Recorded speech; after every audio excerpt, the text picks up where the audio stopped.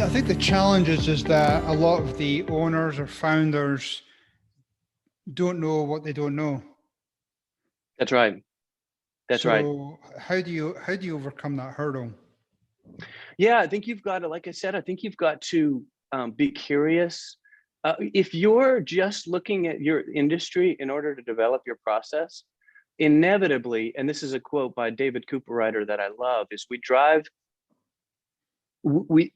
we live in a world created by the questions that we ask. I like it. Right.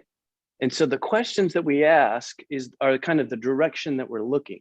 Mm-hmm. If we're all, I drive where I'm looking, right? Yeah. Especially early on when I was learning how to drive. So if you're just looking at the competition primarily every day, and that's all you know, of course, it's the only thing you're going to know to repeat, right? Inevitably, you're going to copy some version of the competition. But right. the rule that I love is fill the void they're not filling, right? Don't look, act, feel, or taste like the competition. Like if they're doing it, that's probably a good indicator that you shouldn't do it to a certain extent. And so I would say, look to other industries for inspiration.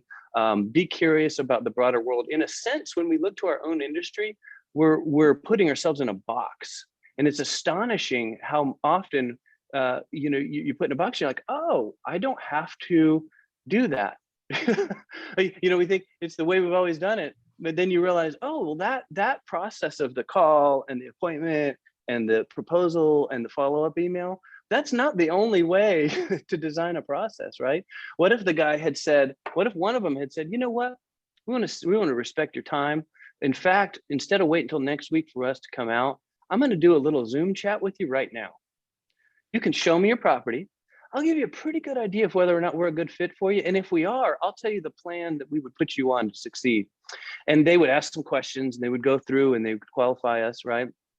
This is another mistake people make, is they don't qualify. They think everybody's a prospect. Mm-hmm. Everybody's not a prospect, right? Yeah, that's true. And so then they could have, let's say, I'm going to shoot from the hip here, right? But they could have said, you know what? Okay, let's say budget's an issue for somebody. We've got this plan where you can do three payments of $2,000 each. You'll get your yard to a condition that you're going to like. It's not going to be the full version, but over the first year, we're just going to kind of work on that baseline, get your yard to a really good place, overhaul the grass, put in new topsoil, plant some new shrubs. That'll be phase one. Since you don't have the budget to do everything today, phase two is going to be year two, and we're going to put you on a plan for that, right? And they kind of had set you up. Well, that would have been a big differentiator for us. Mm-hmm. Now, again, I'm shooting from the hip because there's probably tons of other things that they could have done. And that gets me to some of the other things that I've written down here, which is number 3 is customers.